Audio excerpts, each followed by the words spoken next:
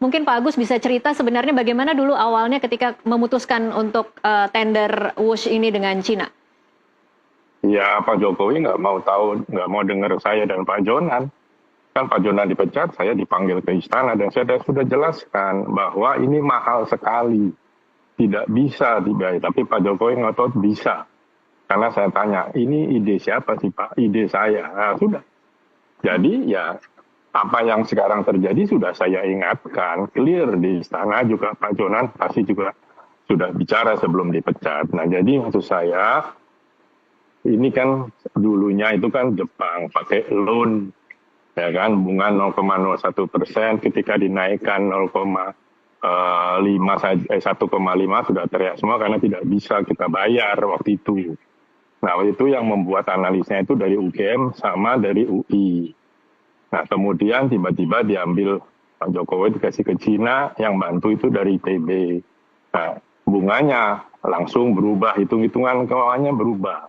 Tambah saya sudah bilang ya sudahlah, mau sudah dibangun, mau dibangun niat presiden begitu ya ditanggung saja. Dan terakhir ketika Wika, tadi kan konsorsium BUMN itu Wika ketuanya, tapi kemudian Wika angkat bendera putih sehingga diserahkan pada kereta api. Waktu itu saya tanyakan lagi kepada beberapa pihak, ini uang dari mana? Kalau uang kereta api tidak akan bisa membayar. Dan dia bilang, oh enggak, ini nanti uangnya lewat dari pemerintah. Nah, saya nggak tahu dari pemerintah maksudnya APBN atau apa. Ya sudah, jadi kereta api hanya cash saja, Pak, kasir saja. Tapi ternyata kan tidak.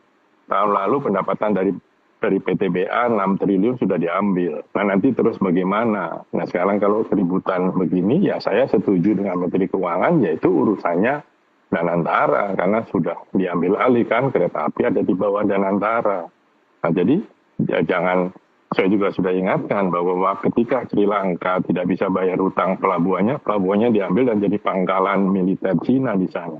Nah kalau ini nanti tidak bisa bayar, apa Cina mau ambil? Enggak, mungkin Cina akan saya minta pelabuhan di Natuna misalnya.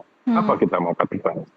Kan ini hal-hal yang sudah saya ingatkan dan lalu kejadian. Terus gimana? Hari ini kan banyak pernyataan saya di YouTube, di mana muncul lagi. Itu sudah lama dari 5 tahun yang lalu. Jadi ya enjoy saja, saya bilang. Oke, Pak Agus, kalau kemudian kondisi saat ini mengingatkan kita lagi bagaimana kisruhnya atau bagaimana mungkin kalau bisa dikatakan bagaimana berantakannya pengambilan keputusan pada saat memutuskan tender ini, apakah kemudian menurut Anda... Tidak ada tender, Mbak, tidak ada tender. Ini adalah dari Jepang diambil ke Cina, tidak pakai tender. Baik. Malam penunjukan itu, langsung ya Pak Agus berarti? Ya bukan penunjukan langsung, kan ini istilahnya bisnis to bisnis. Ya sudah, ini hanya bisnis to bisnis loh, bukan G2G loh.